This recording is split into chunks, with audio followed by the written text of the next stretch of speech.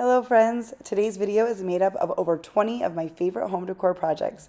I'm using items from the Dollar Tree, Dollar General, and other budget-friendly items from my stash for these DIYs. Let's get started.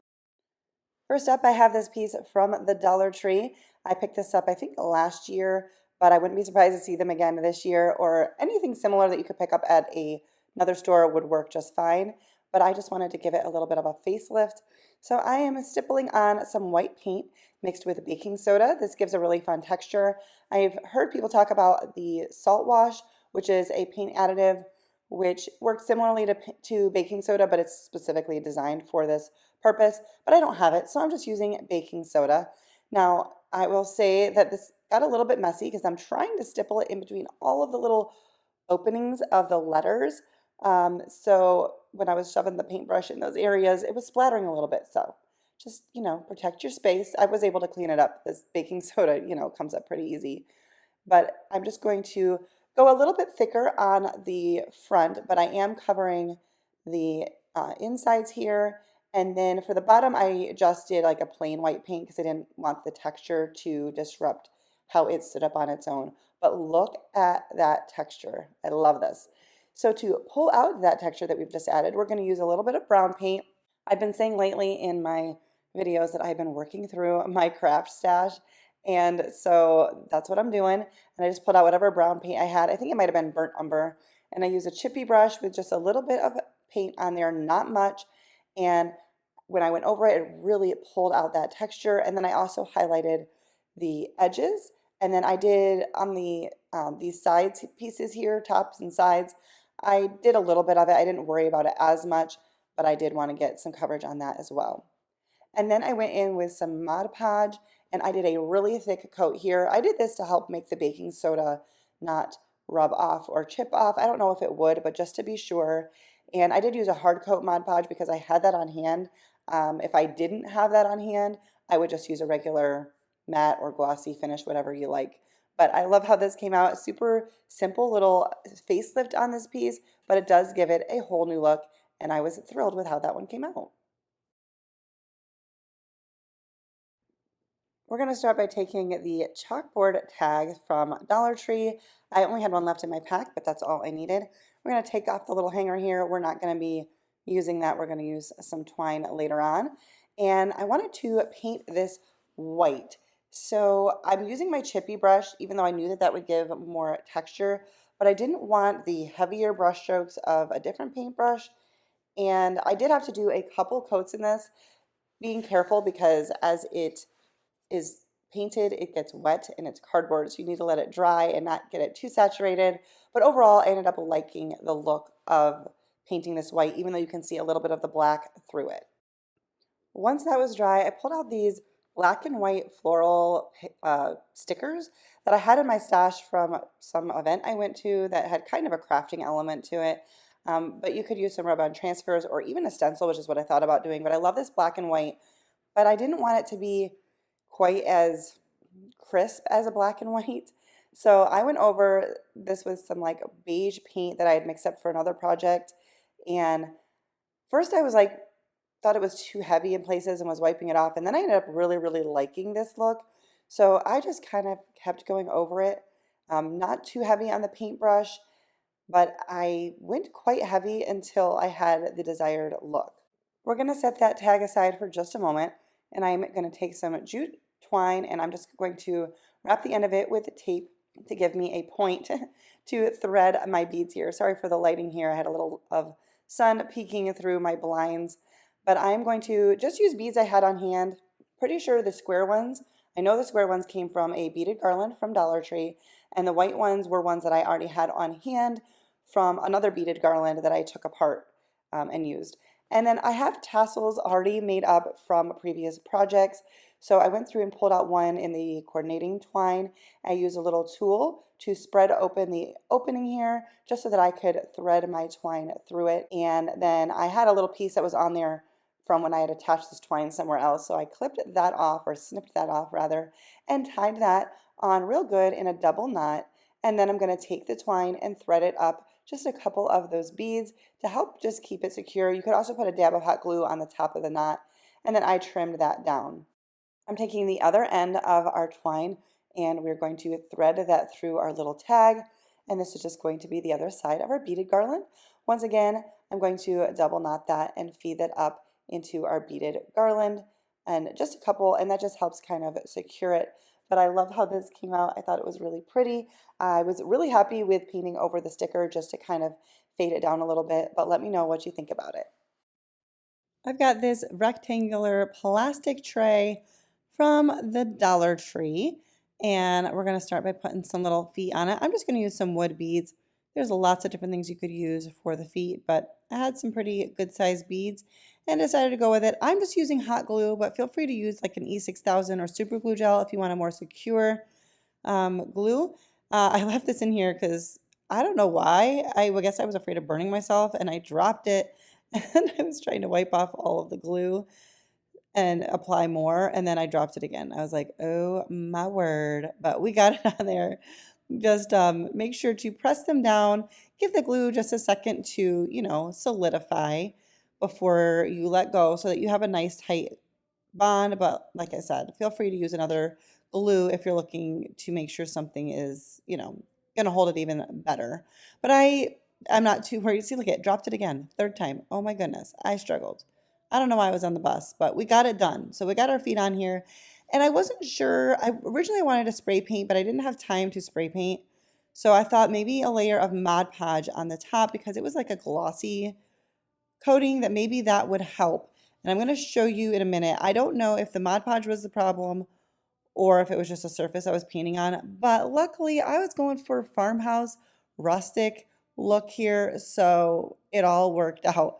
But we're going to give this a good coat of Mod Podge. I pulled out my satin Mod Podge because I didn't care what the finish was because we're going to be painting over this. So once this is all dry, we're going to go into my Waverly chalk paint in the color, I think it's Snow White, whatever their white is, but it's a white. And I'm making sure I go like both ways to get all those little beads on the edge like fully covered, and then I kind of smooth it out to make sure there's no globs so that it dries nice and smooth. Now I did 2 coats of paint here on the top and I let it dry naturally. I didn't want to use the heat gun because I didn't want to add any crackle, but it did end up crackling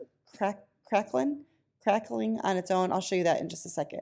But I do 2 coats on the top, and I also did 2 coats on the bottom. This has a slightly different finish, so I didn't do the Mod Podge down here, and I just painted over the feet as well. But spray paint would have been my first choice, but I was kind of running out of time. If you're enjoying this video, please give it a thumbs up. That helps me out so much, and it lets me know you like what you're seeing. So here's what happened with this. It just got all this crackle, but I was like, well, thankfully I like farmhouse. So I'm just going to leave the crackle. And I was going to go with a stencil brush with some brown paint I mixed up, and we're going to highlight all of those little ridges, and then I'm going to go across the whole thing very lightly. A dry brush means you put a little bit of paint on and then wipe off most of it. And this also helped bring out the little crackling. I'm not sure if it was the surface I painted on or the Mod Podge, even though I've done that before to add the crackling. I don't know, but we're just going to go with it. I ended up liking the look, so it did not really matter. And then I'm going to seal that in with some Mod Podge. I'm using a matte finish here just because that's what I wanted my end finish to be. But there's lots of different options out there. I'm going to give that a coat on the top. Once that dried, I flipped it over and did it on the bottom. I did let it dry because Mod Podge will be tacky until it dries, and I didn't want to peel anything off. So then my head got in the way, and we're moving on. So this is how this one came out. I'm going to show you it styled in just a second. But it was a very fun piece to do, and it'd be a great thing to display other decor on. For this DIY, we're going to be using the wood cube blocks from the Dollar Tree. Now, they do come in a natural wood. I had previously painted these, but I'm going to paint them again. So we're going to give 2 of them some coats of Waverly chalk paint in the color white. And if you wanted to, you could leave some of them in the natural wood color, but because I had previously used these, I did not have any in the natural wood color. So I'm going to give all 6 sides a coat or 2 of Waverly chalk paint in white. And then once again, if you've been watching my videos recently, I've been trying to use up what paints I have by just mixing paints to get a color I liked. So I use a light brown, a darker brown, and a little bit of white to make this color that we have here. And I'm going to paint two of our blocks in this color as well. And once again, I did, I think, 2 coats on the whole thing. So all 4 sides, and then the top and the bottom. And then I went into my stash. I originally thought I had a different sticker to use, but I didn't have the right letters. So I pulled out H, M, and E. I just placed them on some wax paper because I didn't want to get paint on the other stickers around them. And I did one of them with the brown paint and 2 of them with the white paint. I did use my heat gun to dry that on a low temp.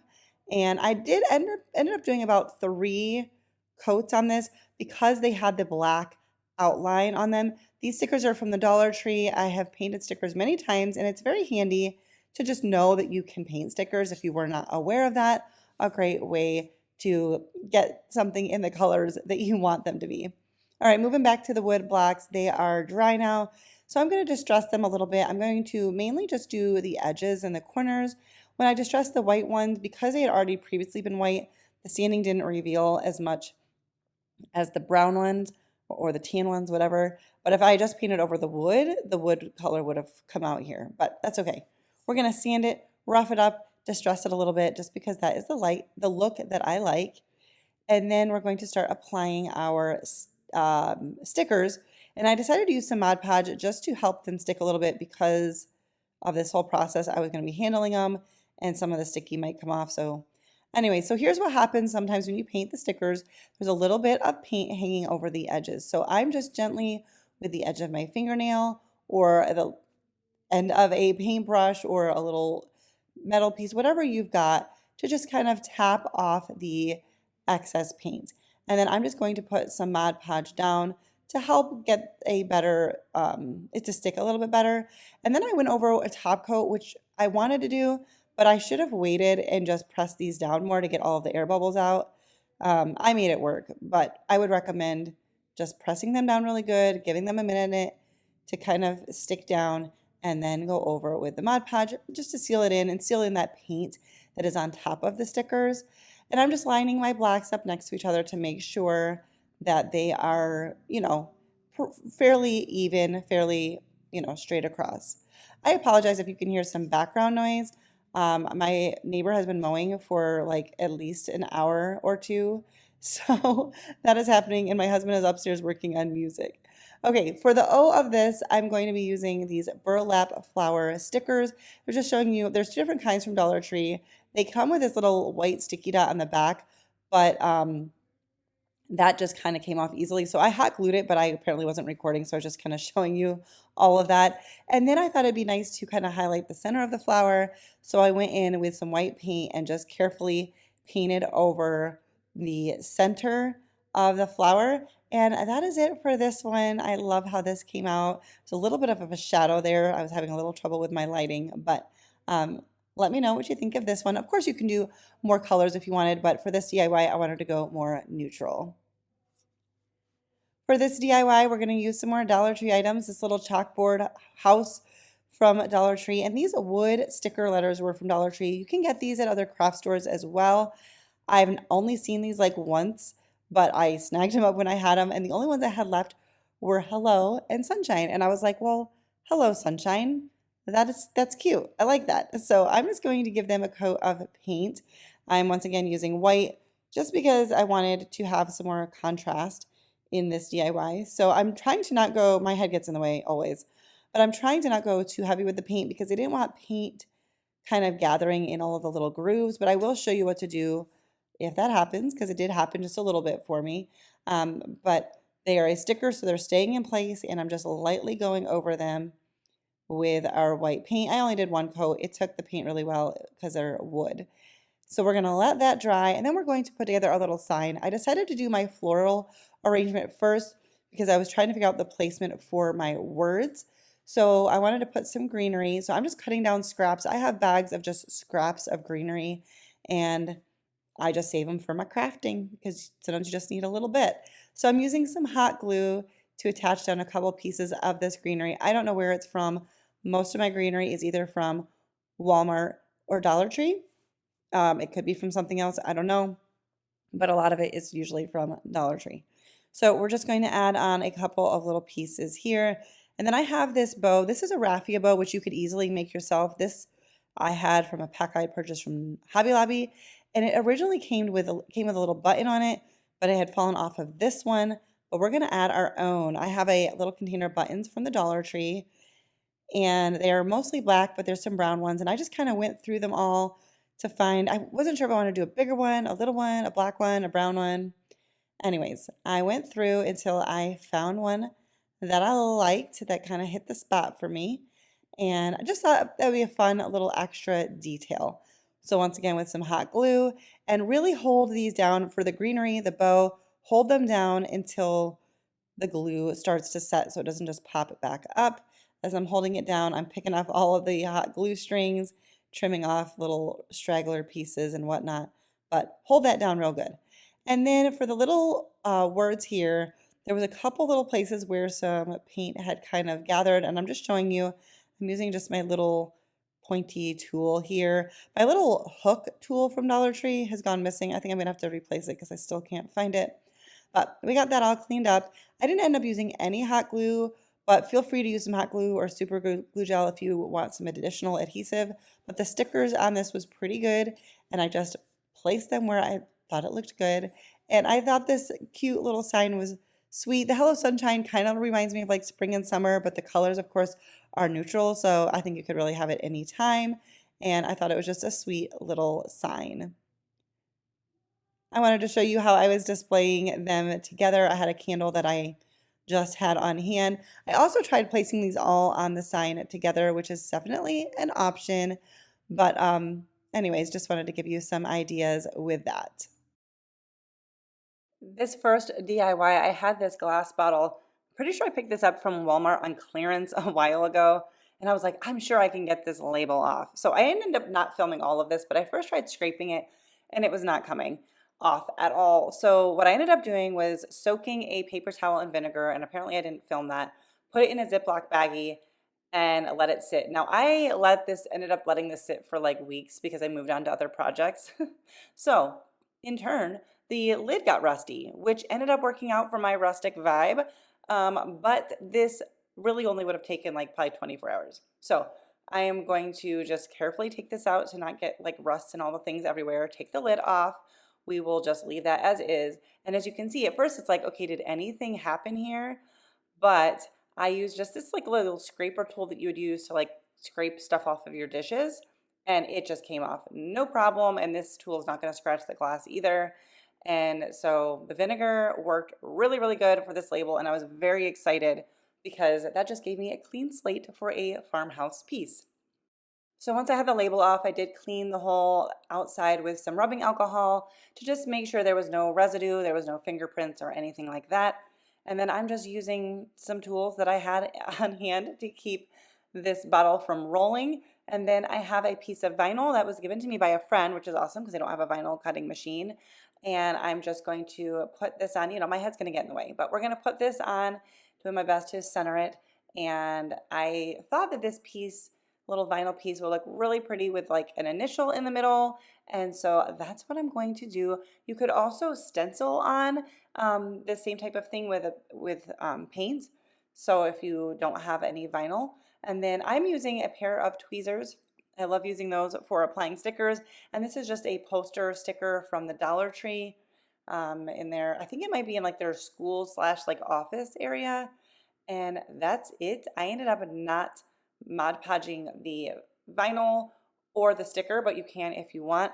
I am Mod Podging the lid. I use a matte finish because I wanted it to still look like the matte finish, but I didn't want the rust pieces to keep flaking off in my decor. So I did put a coat of Mod Podge on this. And this jar is very pretty displayed with a lid on, but I think it would also be pretty with it displayed off and just some floral stems in there. It's kind of hard to get a good shot of this because it's glass and the lighting and all of the reflections, but I love how it came out. For this next one, this was originally a sign from the Dollar Tree that I have previously painted and DIY'd. So take a sign, a frame, whatever you've got. For the background here, I am cutting down some cardstock. This is like a craft paper color cardstock. I got this from HTV Ront. They got a big pack of it because I love rustic-y decor, and so I thought this was a good thing to have on hand. So what I did was I cut mine down to the size of the frame, like where the white part is, which originally was, like I said, a picture that I'd previously painted over. And my paper cutter unfortunately didn't allow me to use the paper cutter for both sides, so I carefully traced a straight line and cut that out. And I wanted it to like slide under the frame so that you wouldn't see any white peeking out. So that's why I'm doing it the way that I'm doing it. But you don't have to do that, and you may not need to, depending on what you are DIYing with. So what I did was saw that it fit, pulled it out, and then I put on a good layer of Mod Podge. This cardstock is pretty thick, so I wasn't really worried about it getting like super wrinkly or anything. And so I put a good coat in there, and I tried to move pretty quickly because I didn't want it to get tacky before I could like maneuver this in there and slide it underneath the frame. And once it got to where I wanted it, I did use, well, here I'm just using a paper towel, but then I'm going to use this little squeegee scraper tool. It's like rubber. This is from the company Plaid that makes Mod Podge. And then I put some blocks, I put them in like each of the corners and then put a weight down because I was really concerned about like the corners like adhering really well. So that's what I did. Once that was dry, I pulled these rulers out of my stash. I have had these in my stash forever. I remember I used to see DIYs with them all the time, never could find the rulers, finally found them, and then did nothing with them. So I'm gonna use a couple packs today, and we're going to build out our frame to be a little bit, chunkier than what this sign came with. So I'm cutting it down to size, and I'm going to cut it a little bit bigger than the frame so it hangs over. So I just figured out how I wanted that to look, and we're going to cut these out. I am going to use 2 packs altogether, and I'm using my miter saw, my miter box, and for the ones that I wanted the same, I taped them together and cut them at the same time so that they would be more uniform, and then I did sand down any rough edges and smoothed that out. Then also from my stash, I have this chicken wire, and we're going to cut this down to size. Now, because I was trying to glue the chicken wire and the wood frame pieces, I wanted the chicken wire to be sandwiched in between and stick really good. So this took a while because I took a couple of steps to do it, but I took some Gorilla household glue and some E6000 and then lined up the chicken wire and then placed the ruler on top, and then I put something down to weight that down until the glue fully dried. I didn't feel like hot glue was going to be good enough. This was me figuring out what I wanted to do, and I was like, no, I need something heavy, and my head of course kept getting in the way. But I have a container for like scrapbook paper that's pretty heavy, and I laid that down, and I just did one section at a time so that I knew it was going to stick really, really good. So I didn't show you all of that, but I did want to take the time to explain how I did that. And I thought the chicken wire would be best like kind of sandwiched in between these pieces. Now I did put the top side of the ruler, so the top side of the ruler went down, and so there wasn't as much material because it was, there's layers to it. You would know if you saw it, but that may not be the case for yours. You could also use painter sticks, which would be totally flat. So I won't take too much more time on that. So now I'm just using some lightweight spackling to fill this in. It wasn't completely even. I didn't need it perfect because I was going for rustic, but I did fill that in and let that dry. And then I just had shoved and folded a piece of computer paper on the chicken wire because I didn't want to get anything in that because we're going to paint the frame. So once the spackling was dry, I sanded it down. Again, we're just going for rough, so it didn't need to be like perfect there. And then I'm going to use a chippy brush, but do a pretty good coat with the chippy brush of just some white chalk paint. If you are enjoying this video, please give it a thumbs up. That helps me out a lot.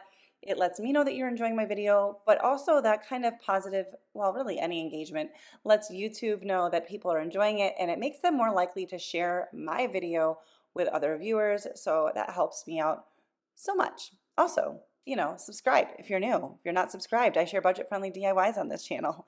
I'd love for you to be a part of my YouTube family. It's okay to plug ourselves. We're supposed to do that. I just don't always remember. All right, so up next from my stash, something else that a friend sent to me were these molds, these resin molds. I do not have any molds. I've never worked with resin, not yet. Maybe someday I'll venture into it, but I haven't really wanted to get all of the things for it yet. But so I had a friend that sent me these, and that was awesome. So I'm giving them a good coat of white paint, just trying to make sure you get into all the grooves. These molds are so detailed, so I didn't want to, miss any of those details. So now we're going to go in and do some distressing or texture or whatever you want to call it on our frame. I'm using a stencil brush from the Dollar Tree, very little brown paint. I'm using up what's in my stash. I think this might be burnt umber. I don't know, but I'm just using what I've got. And I'm just going to add on layers of that until it looks the way that I wanted it to look.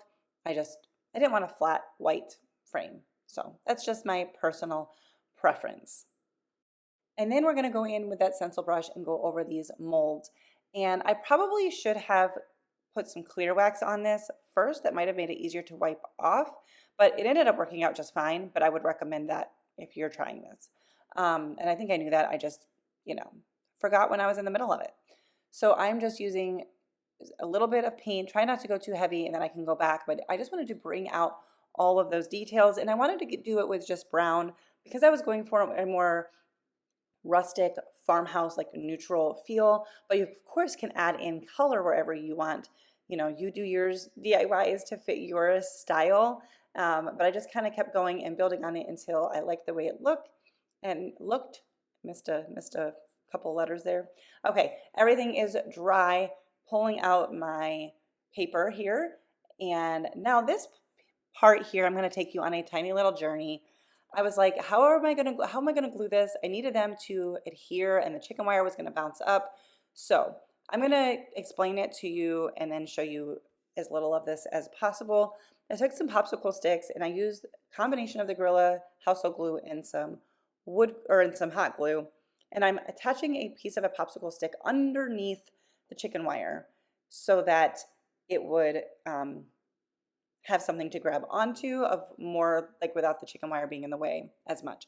So then I did the same to attach the resin piece, and after a little bit I realized that the hot glue, it was just still moving around because the household glue hadn't dried yet and the hot glue dried without attaching it. I'm not really sure what the problem was, so I peeled it off. Ultimately, what I ended up doing was realizing I needed to build up that popsicle stick a little bit higher. So I ended up doing that a little bit with this piece. When you cut the popsicle stick into smaller pieces, they tend to break. So we're gonna skip ahead here to the last resin piece to show you how I think works best. So what I decided to do, I pulled out a smaller popsicle stick and cut a small piece that would fit behind the resin piece, but I took two pieces, glued them together just with some hot glue. Then I attached this underneath the chicken wire where there was plenty of surface for me to attach my medallion or the resin piece, whatever you want to say it. Still did the combination of the hot glue and the household glue, and then I let that dry with some weights on top of it. And ultimately, I really love how this sign came out. Let me know what you think about it. I wanted to do something without words because a lot of my stuff does have words. For this next piece, I'm going to start where the footage starts. So I'm taking a tumbling tower block and I am gluing that inside of a lid from a jar. I'm using E6000, what was that, in hot glue, or was that household glue? Now I'm not even sure what I'm doing. Yeah, hot glue. Okay. And I'm putting some extra glue around the rim, but what I'm needing to do is attach this metal lid to the bottom of this terracotta tray. I picked these up at Hobby Lobby. I'm trying to remember how much they were. It was a pack of like 6 of them for only a couple of dollars. I think they were marked down to, I want to say like $1.99, maybe $2.99. But I put that tumbling tower block because I needed some more surface to attach the two pieces. So this is going to seem like we're going all over the place, but it's going to come together. Now I'm taking some wood signs. These are also, I think, clearance from Hobby Lobby, or you could pick up something from Dollar Tree or Dollar General, wherever.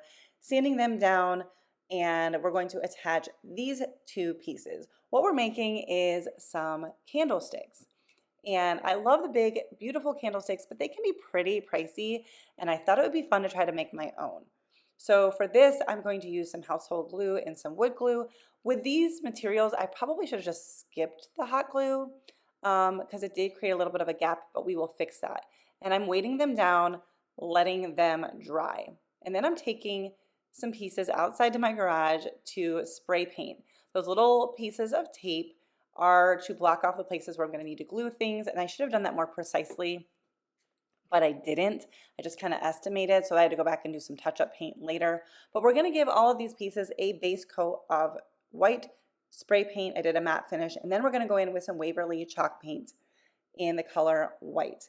And I'm going to give all of these pieces. So the bottom with the jar lid and then the two square pieces are going to be the two bases for a set of candlesticks.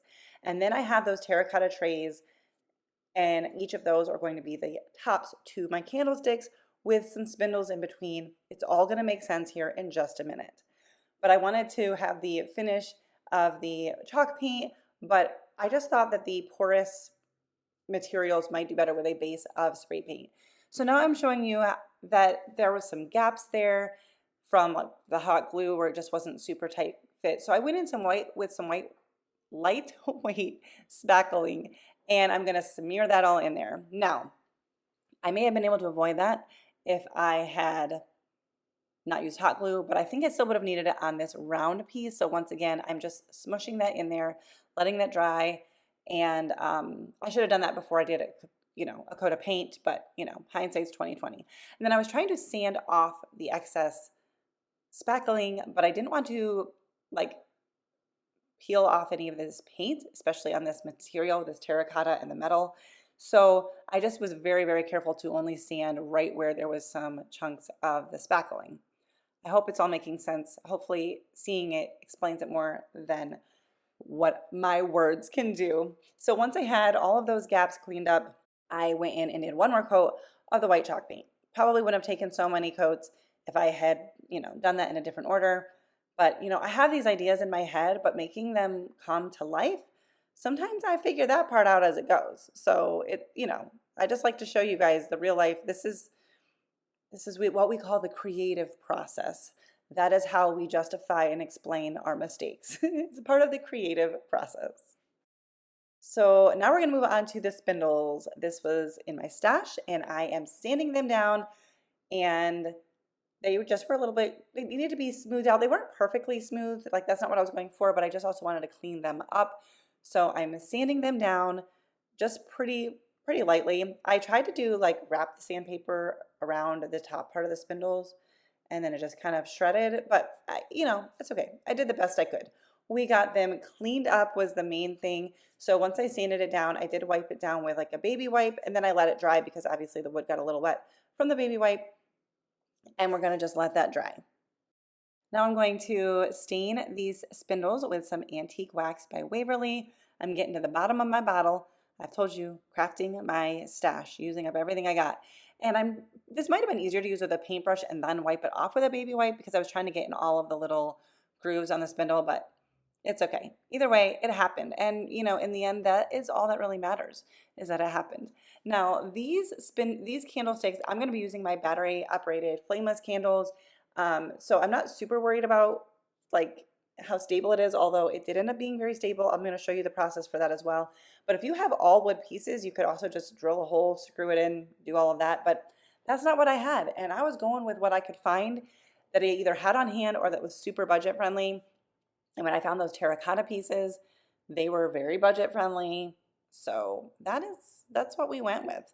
So we're going to stain this, wipe with some antique wax, and then I did go in with just a paper towel and wipe off any excess and let them dry. All right, so now it comes to assembling, and this is when I was like, I really should have paid more attention to the painter's tape. I should have actually measured the tops and bottoms of the spindles and then cut out painter's tape that was slightly smaller so that there was no paint that I needed to touch up. But right now we're working on the tops of the candlesticks. I just used E6000 and wiped off any excess, and this held really well. The wood with the terracotta, the E6000 was totally adequate. I did weight it down. I think I stacked on some paint bottles and let it dry before I worked on the bottom piece because I wanted to make sure it was staying good. So when we get to the bottom piece, this was a learning curve. The metal did not work super great. So the square base, which was also a wood / MDF type of sign, that worked really good, but this one here, I could tell after waiting quite a while that it was not, it was rocking. I could tell it did not adhere. So I was like, okay, I'm not really sure what to do here. So what I ended up doing was going in with some more E6000, which again, that may have just been the piece that I should have skipped. I don't know, but I went in with my Gorilla Household Glue, and this ended up working great. So use what you've got. Because of the surfaces, that's where I wasn't really sure what to do, but have no fear. Where there's a will, there's a way. Persevere, keep going. So once everything was good and dry, I could tell it was nice and sturdy. I went in with some white paint and a small paintbrush and touch up any of the areas that didn't get painted initially. So do better in the beginning and you won't have to do this, but it's okay. It didn't take that long. And then I wanted to seal this whole piece, so I'm using some DIY clear wax and just a clean cloth, and I'm just wiping that on. And I was a little bit nervous because I was like, I don't want to put any pressure and like I don't want anything to break. Um, but it was sturdy, but I did hold each piece, especially when I did like the top part. I held onto it so that I wasn't rocking it too much. But I wiped it on, and then I did go in with a second clean cloth and just really, really buffed it in. But you could also use Mod Podge if you don't have the clear wax. And I just did this on the whole candlestick. And that is it for these candlesticks.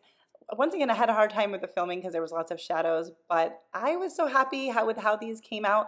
Tell me what you might have done differently, give some more ideas, but I was pleased with them in the end. Up first is a calendar I've had in my stash for a long time. That is a 2022 calendar from the Dollar Tree, and they're great.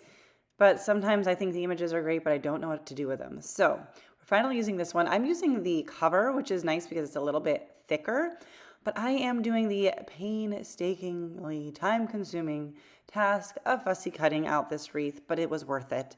I won't show it all to you, but we are going to cut out the best we can every leaf of this wreath on the calendar. And then for the center, that was a little bit trickier. I pulled out my little precision scissors from the Dollar Tree, and it took me a little bit of time, but I got it done, and I do think it was worth it.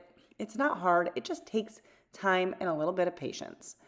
And so once I have that all done, we're going to show you just a little bit more. It did take a while because there was all these leaves sticking, off of the wreath. Okay, so I'm into my stash, and I have these wood toned patterned paper from Hobby Lobby. It was like in a large pack. And I also have this frame that I had picked up at a thrift store for 99 cents, or maybe it was $1, but either way, $1. And I was just picking out what paper I thought looked good with the wreath and looked good with the frame. I was originally going to leave the frame completely, but I did just enhance some of the details on that frame. So I Mod Podge the back of this wreath cutout and let it dry, and then we're going to use the iron-on method and attach that to the paper.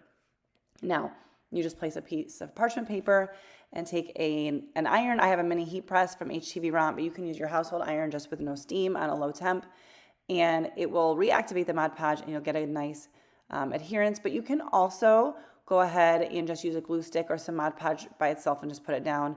Being that I use the top of a calendar versus the page, it makes it a little bit thicker and less likely to wrinkle, but I thought that this method would work really good. So I wanted to add something else to the sign, and I thought these embellishments from the Dollar Tree from my stash would be another good option. So they have these little like foam stickers to help erase them. Well, I didn't want that, so I'm peeling that off, being very careful to not tear the page. And then the writing is also on another foam sticker. So I peeled that off, and it says the same thing underneath, and it looked pretty good, but it wasn't as crisp and clean. I thought about just using the words there, but ultimately I peeled the foam off of that. And then I didn't like the brown frame around this piece just because it didn't match the rest of what I was doing. So I did trim that off with my paper cutter, and then I did go around with a permanent marker and just kind of highlighted the edges, made it look like there's a little bit of a border there. I did the edges so you can see it from the top, but not a ton. So I hope that makes sense. I mean, you got to see it, so it should. And then I'm just using a glue stick to attach the words on top. I didn't necessarily have to do that, but I did like how it just looked a little bit better that way. And then we're going to use a glue stick, and we're going to attach this to the center of our frame, or center of our picture. And then this is a frame I picked up at a thrift store for $1, and I love the rough, rustic, distressed look of the frame, but I did want to add a little bit of darker color just to kind of bring out the wood grain in the paper I chose. So I'm very lightly dry brushing with the color Elephant by Waverly, just kind of adding to the distress. It's kind of like a white wood with like a distressed wood under, or with just like wood peeking through.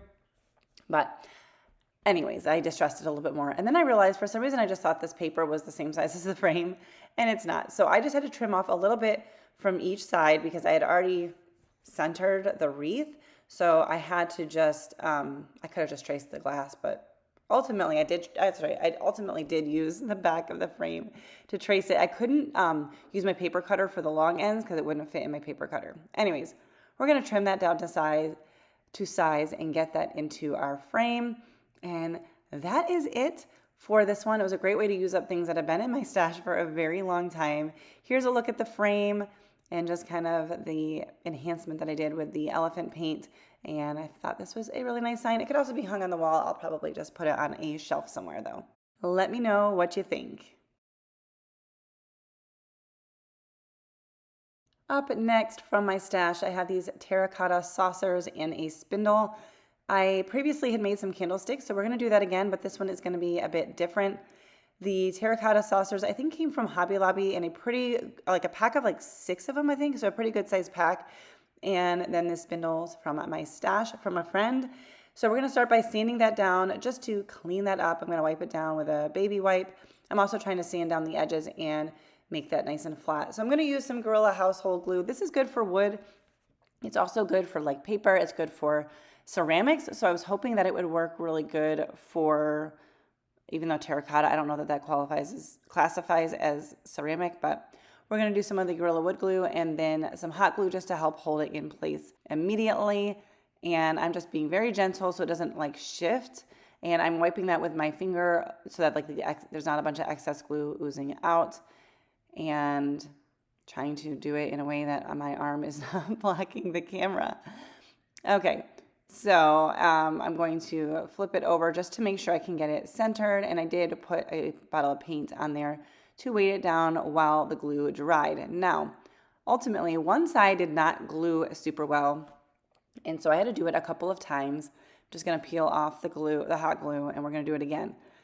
So I think what was happening here is that the one end of the spindle was not super flat, and therefore it wasn't adhering all the way around. So I'm pretty sure that was the error because the other side had no problems at all. We're going to give this whole thing a coat of Waverly chalk paint in the color white. It did actually, I believe it took 2 coats because, mainly because of the wood. The terracotta soaks up that paint really good, but it does take the paint really well. So, and then the chalk paint is, a bit thicker, but we're going to do 2 coats just to make sure that this gets covered well. If you're enjoying this video, I would love it if you gave it a thumbs up. That would help out my channel so very much. YouTube likes it when people like the video. So then they're more likely to share my video with someone else. All right, so I wanted to go for a bit of distressing. I could have sanded down the wood spindle to bring up some of that, but then it wouldn't be on the top and bottom. So I went in with some Elephant chalk paint by Waverly, again using a chippy brush and just dabbing off most of that paint and just kind of going around and highlighting it as much as I wanted to. I start with very little and then work my way up because you can't really take it off very easily. I mean, you could sand it and paint it again, but just build on it. And then we're going to seal this with some wax. I'm using Waverly's clear wax, brushing it on and wiping it off with a cloth. And I think you're supposed to let it sit for a bit before you buff that in. So just read the instructions on any of those things you use to seal. And my head's going to keep getting in the way, but I am going to use some twine around the top and the bottom. I thought that was pretty, and I also thought it would help make it more sturdy. But then as I was doing that, I realized this one was still not sticking very good. So I had to do it again. Once again, I believe, so I went in with some super glue gel. And that worked, but I'm pretty sure it was just because it was not smooth. And I should have paid more attention before I got started and made sure that it was like totally flat before I did that. But you know what? It worked. So if you make a mistake, just keep trying. You'll get it to work. So we're just going to wrap the twine around the top and the bottom. I thought that was a nice accent. Also thought it would hide any places where it was connecting in any glue. I thought it was a nice touch. And that's it for this budget-friendly candlestick. Candlesticks can be kind of expensive, and I'm using a flameless candle on it. So I do think the candlestick is sturdy, but I also am not risking it by putting a flame on it. Up next from my stash is a previous sign that I had made that I'm redoing, but these are using two little signs from the Dollar Tree that had been glued together, and this had previously been painted. If you shop at Dollar Tree and do a lot of DIYs or buy their home decor, I'm sure you can tell what sign these are. They have them out for most of the seasons and holidays, and I don't know what these ones were from, but anyways, they're already attached together, and I'm going to give this a good coat of paint. You know, I make a lot of DIYs, and so whether you have YouTube or you just make them for your own stuff, for your own home, when you make a lot of DIYs, one of the things that's fun about it is you can switch up your decor more frequently without spending a bunch of money. So whether you're making this for the first time, it's budget friendly, or if you have something in your home that you just have and you're kind of bored with it just because you like change, go ahead and make it over. I like to do that a lot. So we're going to give this a fresh coat of paint and painting all the sides in white. And then I am going to be using these transfers. These are IOD transfers that a friend had given me. Dollar Tree has some really pretty floral ones. I know they can be hard to find. There's also a lot of transfers on Amazon, but you could also do a stencil, or you could Mod Podge on a paper, like a calendar page or something else. So just ideas here. And I'm going to just transfer on these floral pieces. I cut them out. Don't be afraid to cut them up to use them on a piece that works for you. Maybe you don't have a larger piece. These are pretty large transfers, and I don't do a lot of really big pieces. So we're going to just lay that down, transfer these. I'm using a popsicle stick to transfer, and you just rub all along this. I am trimming off at the edge here, but you're just going to rub all along it until you can see it detaching from the plastic transfer sheet. You can kind of just see it changes. And then there was one piece here that did not do well, so I just cut off another scrap piece of that same color flower and just transferred more of it. And then a couple on the other side. And when you are done transferring your transfers, you're going to take the transfer sheet. How many times can I say transfer in this DIY? And you're just going to rub that across the whole transfer. Apparently I can do it one more time in order to make sure that it is sealed in. So I wanted to put some words on the this sign, and I have these stickers. I think these are from Hobby Lobby. I got them a long time ago on clearance, and I love these ones because, well, one, they're like brown, like a craft paper, but they're also thick, so they're just a little bit sturdier. But I'm just going to put gather. I just cut them out super close on the sheet to make sure that I could actually fit this word on here and like, center it properly. And we're just going to attach that. I usually put the stickers down pretty lightly initially in case I need to move them. Hopefully you can. Some stickers move easier than others, but once it's in place, I press them down, and when I'm going in with this elephant chalk paint with my chippy brush and just having very little paint on it, we're going to distress it. I'm doing the edges. I am going to do the sides just to, I don't know, I like that look. And then very, very, very, very lightly across the whole thing. I like that look, but you can feel free to leave that out, if you like a crisper look. But I thought this was a really pretty shelf sitter. This isn't actually really fall, but I do feel like the tones would work well with fall. I feel like this peachy coral color works good for summer and spring, but also for fall. I'm not doing fall quite yet, coming soon, but let me know what you think. Up next, these little, what is this, a wood palette? I think is what it's called, from Dollar Tree, and some wood beads. I've had a couple of these palettes in my stash for a very long time, and just didn't really know what to do with them. So I'm going to use one of them, and we're going to make a little riser, and then we're going to make something for the riser. So I'm using some wood beads to give this a lift, to put some feet on them. I'm using my Gorilla household glue. I'm not using some hot glue as well, only because there wasn't a lot of surface for me to attach this with, because only the bottom of the bead would adhere. And so I just went with the wood glue, or the household glue, because I thought it was going to work better. I did smear it with my finger to make sure there wasn't a bunch oozing out. And then I pressed them Gave them just like a minute for the glue to begin setting, and then I placed another palette on top just so that the weight of this paint can would be distributed and we could make sure that it was attached well before I did anything with it. Then once I did, I wanted to stain this with the Antique Wax by Waverly. Now, because of the palette and all of these openings, this took a little bit because I wanted all of the spots, all of the sides to have the stain. Also, I wanted the feet, the beads to have some stain. So this took a little bit of time to just get into all the nooks and crannies, but it's not hard. I think I might have at some point switched to an even smaller paintbrush to just get into all of those sides and just get that some really good coverage. If you're new to my channel and you enjoy budget-friendly DIYs, I would love it if you would consider subscribing. That is how YouTube works the following, or I don't even know what the terms are on other social media platforms because I don't use any of them. But hit the subscribe button and then turn on the notification bell, and that way YouTube will actually show you my videos when I post. Once I get done, I did do a light wiping with a baby wipe, but obviously I couldn't get into all of the spaces with that. So I tried to go over the feet again because the Antique Wax wasn't sticking very well. It was like there was a little stripe across it, but I actually kind of like it, how it looks, and it was the same on all of them. So I was like, all right, we're going to go with that.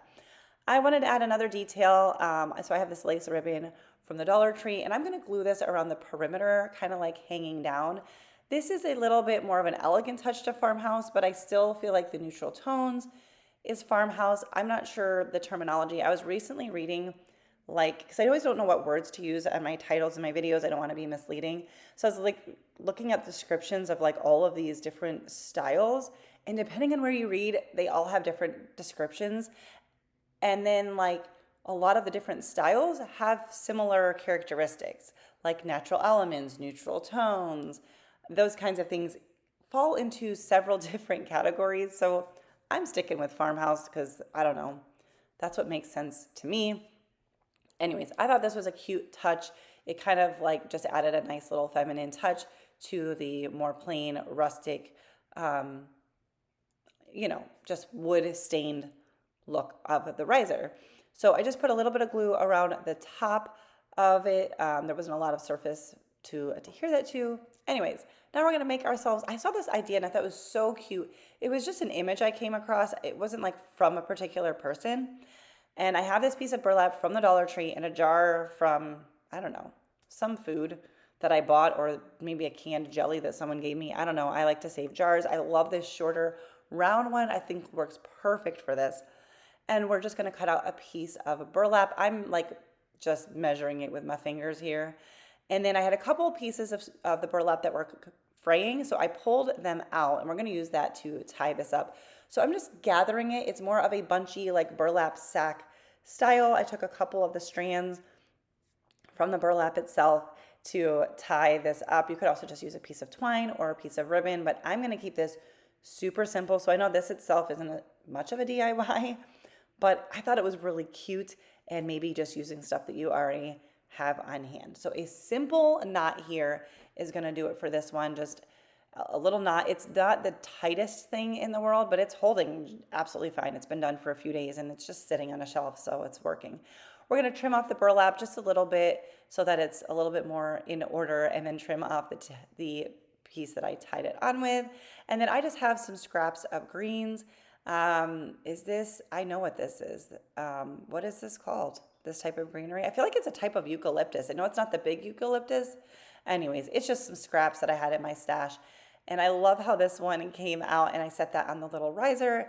I thought that was a sweet little touch. So let me know what you think about this one down below. And are you crafting your stash, or are you on the hunt for some things? I've got so much, I'll be crafting my stash a while. First up is this vase that I've just had in my decor, and I wanted to give it a makeover. So I did take it outside and spray paint it.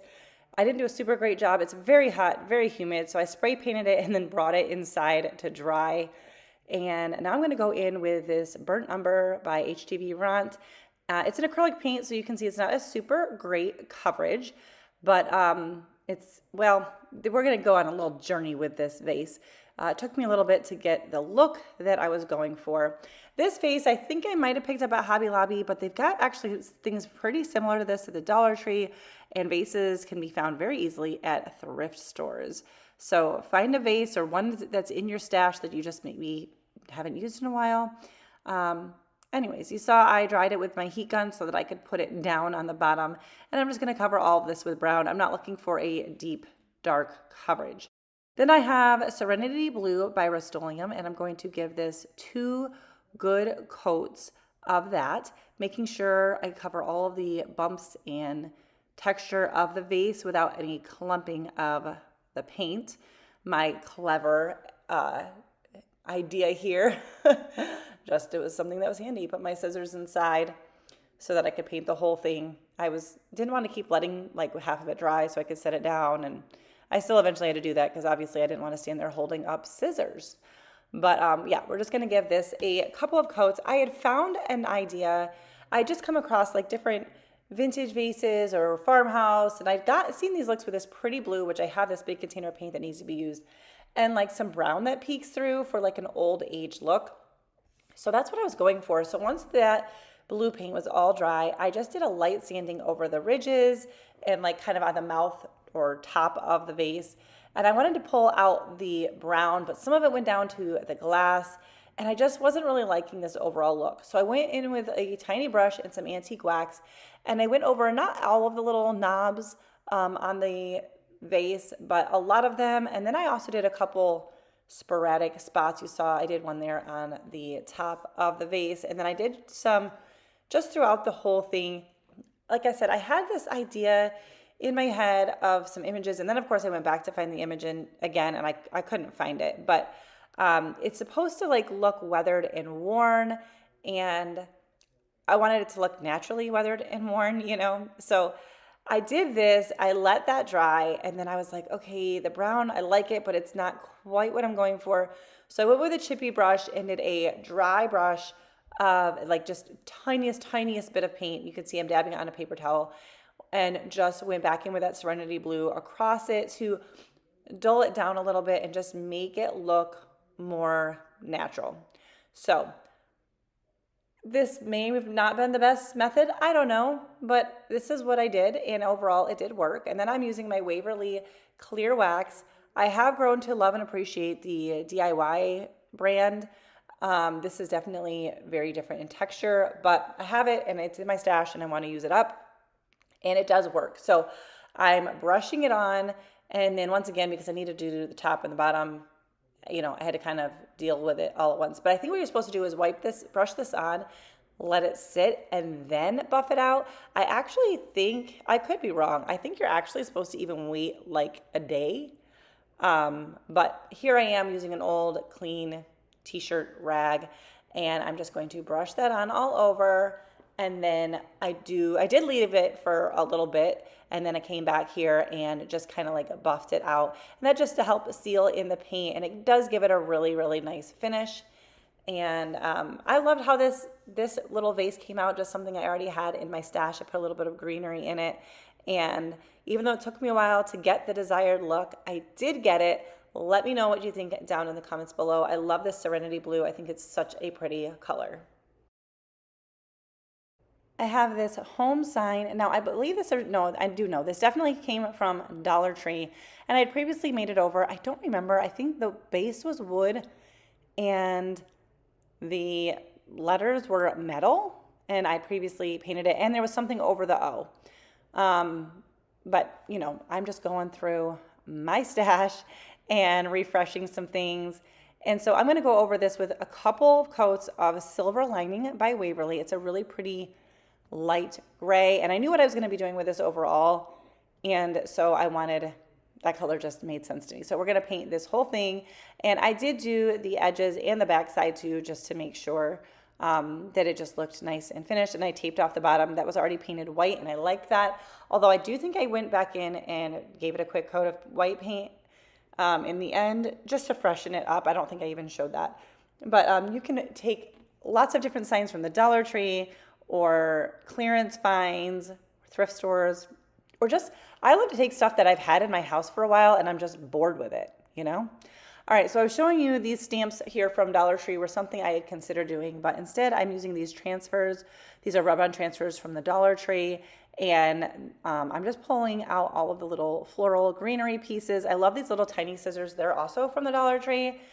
I'm not, Dollar Tree exclusive, but I do really like Dollar Tree. They've got lots of handy stuff there.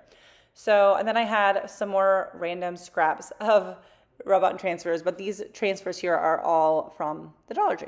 So and they transfer so well. The gold ones from the Dollar Tree don't transfer super great, but the other ones transfer so easily. So I'm just using a popsicle stick. I'm just gonna put these pieces all over pretty much except for the O, because we're gonna do something else there. And you just lay it down, rub it on with a popsicle stick or a scraper tool. Some of these you can almost get away with doing it with just your finger, because it transfers so easily. And then just pull the transfer sheet up slowly, because if it has missed any spot and something didn't transfer, you can just lay it back down and rub on it a little bit more until it fully transfers. So I just did these kind of scattered throughout. They're not all of the same, but they're similar, and I thought the black transfer went well with the light gray. I know some people like a lot more color, and I do, especially for like holidays, I do more color, but otherwise I do like a lot of neutral. I just enjoy it. It's peaceful, calming, and relaxing. But do whatever colors you like. When I had some pieces that were a little bit harder to grab a hold of, I used some tweezers. I enjoy having some tweezers in my crafting supply tool chest, just to help me lay it down without the transfer getting onto my finger and ruining the pattern at all. See, there's a piece there that kind of didn't transfer. I just laid it back down, and well, I had a hard time, but I did. I laid it back down and got it to transfer. And then when that was done, I'm going in with a chippy brush and a little bit of white paint, and I'm wiping that off onto, I think it's just a scrap piece of cardboard or whatever. And we're going to do a light dry brush across this. I wanted to, I don't know, it just goes better with the aesthetic I go for. It kind of highlighted the edges of the letters and also kind of dulled down or blended in the little transfers. Yeah, so that's what I did. And then I have several bags of scraps of greenery in my craft stash, in my decor stuff. But I'm just going to use these to make a little wreath. So I did put on some little finger protectors, also from the Dollar Tree. And I'm just going to attach these. I just took 3 little pieces and put them around the O for a little wreath. And this adds some color too. Green is a color, even if it's just plant stuff. But plenty of hot glue to make sure it holds it well, but not so much that it's going to like ooze out and be seen. But this was a really simple little wreath that I didn't have to really form ahead of time, just kind of as you go. But I love how this one came out. It's got some nice detail, but the colors keep it a little bit more muted. So let me know what you think of this one. I apologize if seeing books torn is painful for you, but these books, where I'm buying them from, would probably end up in a garbage dump. So that's how I view it. But we're going to tear off the covers. I happen to have 3 books of the exact same size.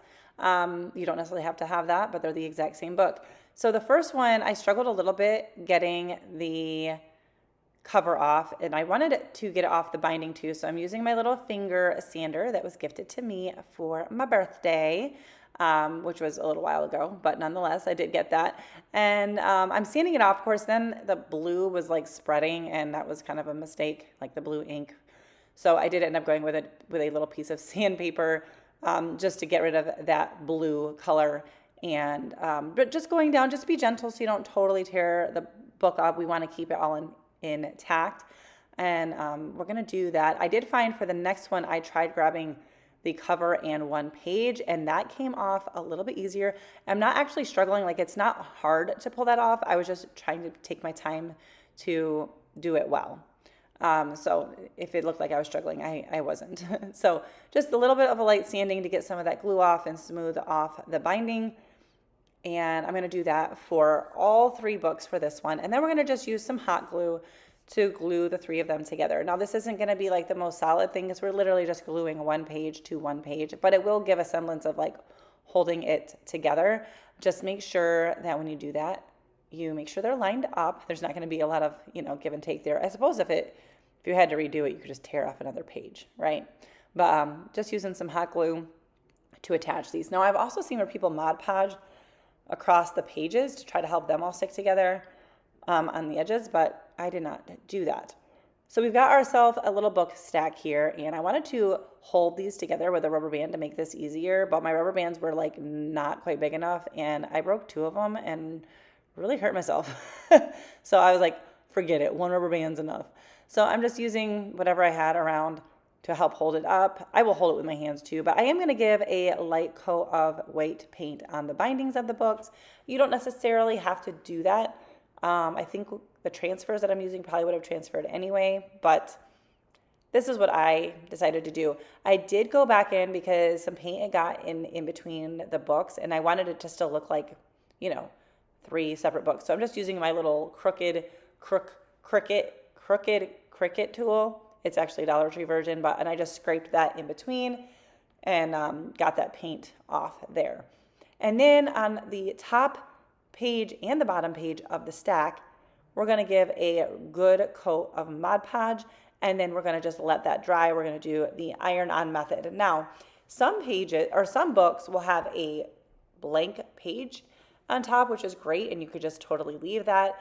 You could also try painting it, but I wanted to cover it. So I'm doing the iron-on method where you apply the Mod Podge and then let it dry. And then I have this just cardstock. It's just like that brown paper, but it's actual thicker piece of cardstock.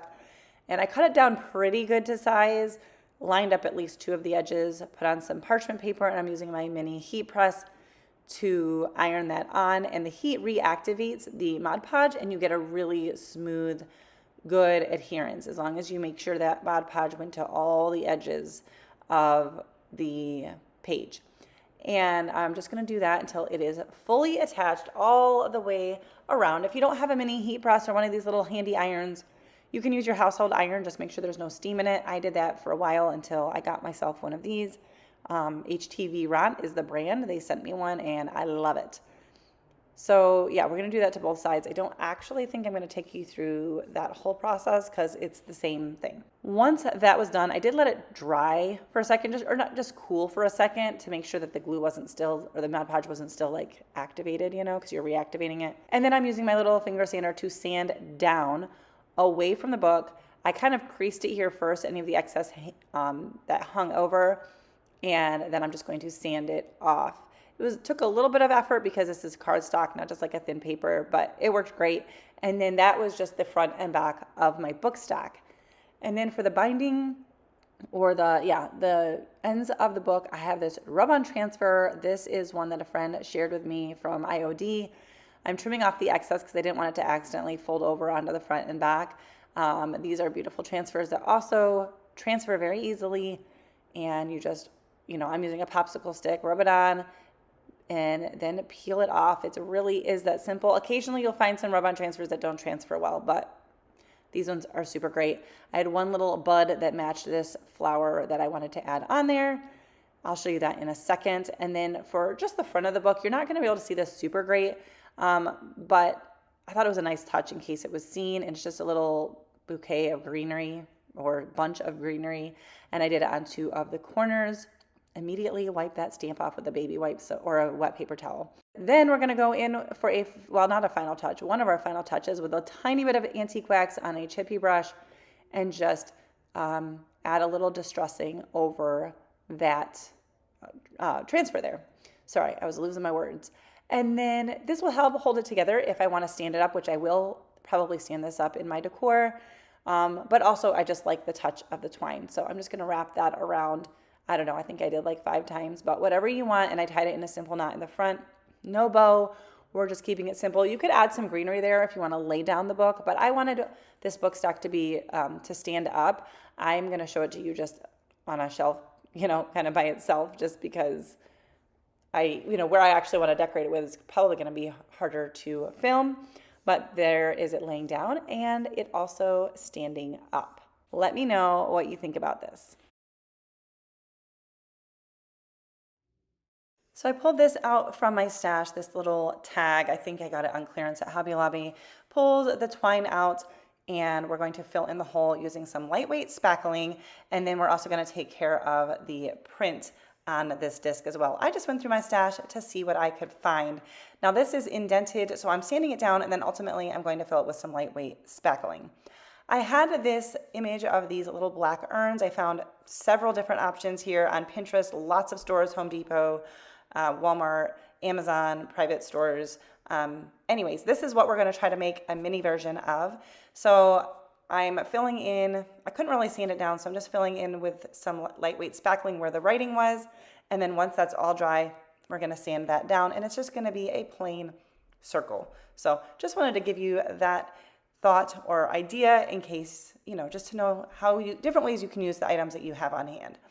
So I have some Gorilla household glue, and we're going to glue this wooden piece on. This is like a part of a spindle from a piece of furniture. I put too much glue on, but here I am trying to spread it out to all of the corners and just get that nice and centered. Once I pressed that down, I did go in with like a damp paper towel just to clean out any excess glue and let that dry. This glue doesn't take super long to dry, but I let that dry for a few minutes before I went on to the next part.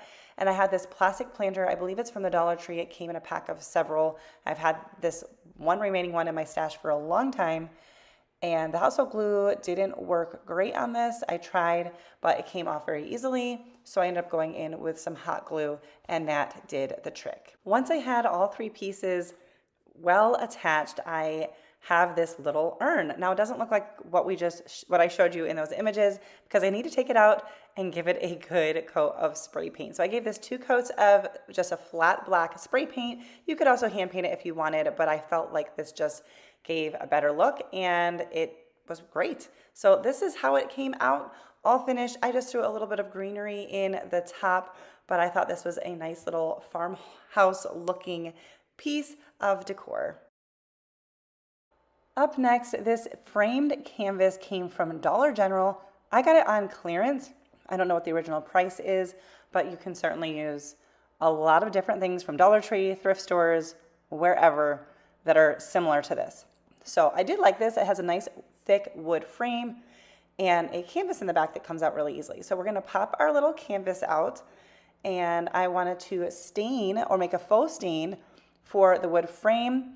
So I'm just taking some water and some gray paint. I'm just using an acrylic paint, and I just kind of messed with it. When I first made it, it was too watered down here. I did the whole thing with it at this dilution ratio because I wanted everything to look cohesive and not one spot to have, more than another. But I did go in with a second coat, and I did thicken it up a little bit by adding more of that gray paint. I don't even know what gray paint, it was just something that was in my stash. So this was a little bit more of what I was looking for. I wanted a nice gray color, but I also wanted the wood grain to come through. So just mess around. You could paint it, you could use actual stain, but a watered down paint does the trick, and you can put it on and wipe it off just depending on how saturated you want it to be. You can leave it on for longer amounts of time or shorter amounts of time. Just saying all that in case you've never done this before. But I really loved this gray wood. And then for the canvas, I'm just painting this with white paint. I know the canvas is white, but I wanted it to look not as much like canvas. So I'm just using some acrylic paint from the Dollar Tree. It's not my most favorite acrylic paint. It's a little bit thinner, but I'm painting white on white, so it didn't really matter. And I'm just gonna give this a good coat just so that it has a nice base and doesn't just look like a canvas. And then I had this piece of a rub-on transfer in my stash, and we're just gonna make a really simple artwork piece.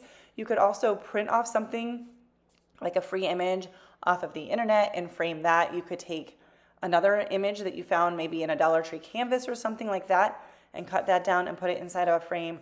Lots of ways to get something like a similar look and a similar feel. And I thought the gray frame was a little bit more farmhouse, which is a little bit more my style, although I don't always do my DIYs like that. But I'm just rubbing this a lot with a popsicle stick until it transfers. I thought the greenery was, just nice natural elements, but you can do florals, you can do whatever you want. The transferred off the sheet even though it wasn't onto something, so I had to trim that off with my scissors. And then you're just going to take the top sheet from the transfer and rub that in to seal in your transfer, pop that back in the frame, and that is all I did for this DIY. Let me know what you think. So many options. You could do a calendar page inside of here, anything that gives you some artwork that is your taste and your style, but it's a very simple project to do. Here is another simple DIY. I have this vase in my stash. Someone had gifted this to us a while ago with some flowers in it. It's a very pretty vase, but what I tend to do is just like to switch things up. So I gave it a couple coats of white spray paint out in my garage, and we're gonna take it from there. But you can use a thrifted vase, something you already have on hand. Instead of getting rid of something that maybe you have just had for a while and you wanna switch things up, instead of getting rid of it, just make it over. So that's what I'm doing. I have some ink paint by Waverly, the color ink, and a little bit of water. I'm not thinning it down like I did for the last one to make like a stain. I'm just thinning it down because it's really thick, I think because I've had it for a while. So I don't know why I started out by stippling it on. That was a bad move. But what I wanted to do was highlight the texture of this vase. This texture is recessed instead of raised, so I wasn't really sure how it was going to work, but it worked out pretty good. So I'm going in with my paintbrush. I'm emphasizing the top and the bottom, and then just lightly going over the middle section. Some of those indentations did get filled in with the black paint and some did not. And I like that because I feel like it looks a little bit more worn and rustic-y. For a minute, I thought I would try to wipe that off with a damp paper towel, and I was like, oh my gosh, I'm making a mess. I'm gonna ruin this whole thing. So I just quickly cleaned up that one little area that I started to do and then just redid it with the black paint. I was like, I'm going to wreck this whole thing. So don't do that. I did have to do a couple of coats to get all of the coverage, but I mainly just did the parts that wasn't textured with the second coat because I didn't want too much paint to get into all of those grooves. But I love that some of the black paint did get into the grooves because, like I said, it looked a little bit more rustic. So I also did paint the bottom just so it looked like it was supposed to be a black vase, but I love how this came out. But I did want to seal in the paint, so I'm going to use this DIY wax, clear wax, and I'm just using an old shirt, and I'm doing it on all of the surfaces because when I put greenery in here, I don't want to like chip off the paint. I don't know how easily it would chip off, but I wasn't sure and I didn't want to risk it. So I am going to put some of that DIY wax, and then I go in with a second cloth that is all clean, doesn't have any wax on it, and then I buff in that wax really well. And this is just a good protector for the paint and protects our piece overall. If you're enjoying this video, please give it a thumbs up. That helps me out. It lets YouTube know that you're enjoying my videos, which makes them more likely to share my videos with others. So it's a really simple way for you to help out. Also, leave a comment down below, leave an emoji if you don't know what to say. Let me know which DIY is your favorite. Do you like farmhouse decor? What is your style? Any of those types of things. I love hearing from you guys, and it does help my channel out as well. And while you're at it, if you're not already subscribed, you might as well subscribe to my channel because why not? Then YouTube will show you when I post future videos. All right, back to this DIY. Once it's all sealed, it's complete. Now I do share this with you here with some florals in it, but I honestly think I'm probably going to use it in my decor without any greenery in it because I just love the simplicity of that look. Also in my stash are these pretty little spindles. They look like they're probably from the back of a chair. And I did have some thoughts of things to make with them, but I didn't have the items on hand. So I'm gonna tuck that away in my mind for a future DIY. But I've seen on Pinterest from various places these chippy spindles, and they're just used as decor as is. They're not made into anything.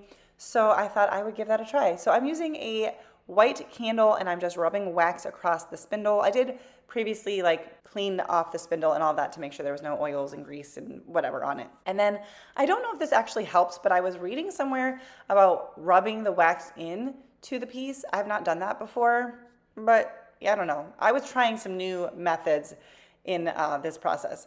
So I have this chalk paint from Waverly. I think the color is Mineral, and I was gonna do white, but I'm almost out of white chalk paint. And as I said, I'm crafting my stash, but I really, really like this color. It's like a light gray, kind of like a taupey gray. And I had it in my stash and I need to be using it more because it's a really pretty color. So this, I'm just going to give a good coat with the mineral chalk paint, trying to get into all of the grooves and then just kind of smooth it out. These are super textured spindles, and I'm just kind of doing one side, and then I will use my heat gun, or you can use a hairdryer on a low temp to dry it so that I can swap where I'm holding it in my hands. So I do 2 coats altogether on these spindles, not necessarily a whole second coat, just kind of like in parts where I wanted a little bit more coverage. And then once both of these spindles, you can do as many as you want. I've seen them displayed in a basket. So if you had like a whole bunch of them done, here's the second coat. If you had a whole bunch of them, like 5 or 6 of them in a bundle would be really cute. But I just am doing these 2, and I will show you how I am styling them. And then we're gonna go in, once this is all dry, with a razor. You can also use, I mean, honestly, you could probably use your finger. You could probably use a popsicle stick. The one thing I was trying to do, well, obviously besides not cutting myself, which I was successful at not cutting myself, but I was trying to do the scrapes in not just one direction because it was just kind of looking like stripes, and I wanted it to look more naturally chippy. But the idea behind the candle wax is that where the candle wax is, the paint will not adhere as much and it's easier to scrape it off. I've done that method before and I feel like it didn't work as good this time. I certainly could have scraped off more paint. You can scrape off as much as or as little as you want. But I think maybe because of all of the different textures. Anyways, then I saw this idea to use a like paper sack to rub it, and it kind of supposed to soften the lines. It did not look the way that I saw it look in the example I saw. So I'm not going to share that link because I don't know if their suggestion was just not good or if I failed at it. So you don't necessarily need to do that. I didn't really see any difference, but supposedly it was supposed to soften the lines and make it look more natural. Either way, we're going to seal this in with some more of that DIY clear wax. You could also use Mod Podge. Here they are by themselves. I do think they look nice and old and chippy, which is a look that I enjoy, but I did want to also share with you how I had them displayed here, just on top of a stack of books that's wrapped with craft paper and a little decor piece. I think these came out great. That is it for today's video. Thank you guys so much for watching. Please subscribe if you're new. Say hello down in the comments. Just leave me an emoji if you don't know what to say. Just let me know you're here one way or the other. And I appreciate your support. I'll see you in the next one. Bye, guys.